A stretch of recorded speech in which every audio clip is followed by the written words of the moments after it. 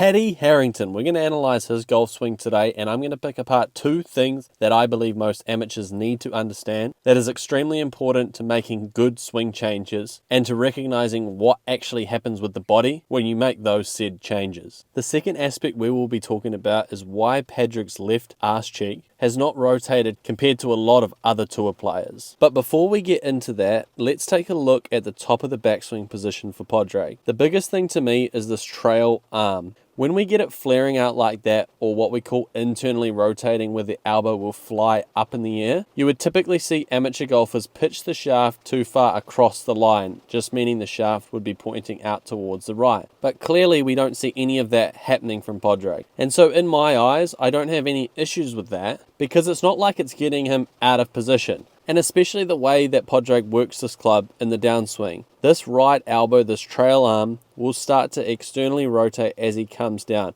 just meaning that it's tucking in towards his rib cage or getting closer to the club shaft, which is now making that club shaft shallow. And so if you are someone with a trail arm such as this, but it doesn't affect the pitch of the shaft, then there's a high chance there's no need to actually change that positioning. So many people are making changes that aren't going to directly relate to a change in the ball flight. And if you are someone that is doing that, then you're literally wasting your time. So don't be caught up in what it looks like, get caught up in how it functions for your golf game. If you've enjoyed this analysis so far, you can get your own swing analyzed by me just by hitting the link in the description. Now we're going to talk about that second part as to why Padraig's left arse cheek at impact doesn't get severely open like a lot of tour players. The biggest thing we need to recognize is what rotating the hips actually does to the club shaft. When you open up the hips, that's going to open up the chest. So if the chest is opening up, what do you expect the club head to do as well? You will typically see the hands work outwards. And so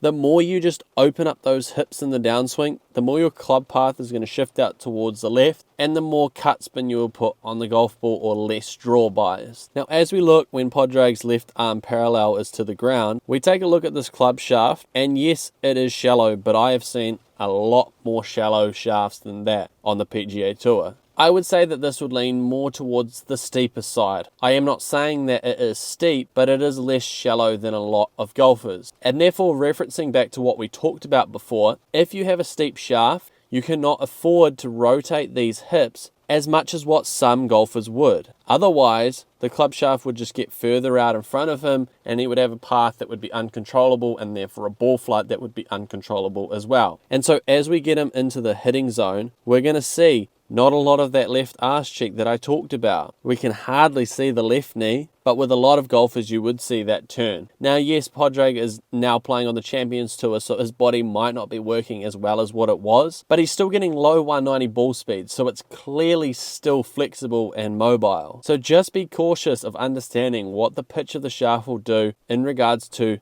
how much your hips will want to open up or how much they should for you in order to still hit a functional good golf shot. And the last thing I want to point out is the shoulder plane is going to have a reaction to the club shaft. We would lean Padraig to a steeper shoulder plane through the hitting zone because the higher that left shoulder gets relative to the right shoulder, the more the club shaft will want to work shallower. If you were coming down in the downswing and you just lifted up your left shoulder higher than the right, it's going to drop the club down and behind you. So the steep shoulder plane is just going to allow the club to get more behind Padraig and down towards the ground earlier. That is a significant matchup that works very well for him, and it is important to recognize when you are looking at a golf swing. If you don't take these things into consideration, you could be finding yourself in big trouble. If you've made it this far and your golf game is struggling, I'm going to put the link in the description of 27 insights that I've learned of playing golf over 15 years and professionally for the last 2 years that will allow you to get better. These are all free and they will be sent to you via email every single day for the next 27 days. Hit the link there, put your email address, and you're away to go. You can unsubscribe at any time and there's no hidden costs whatsoever. I hope you enjoyed this analysis, and another swing analysis that might interest you is this Nelly Quarter 1 I've linked up the top.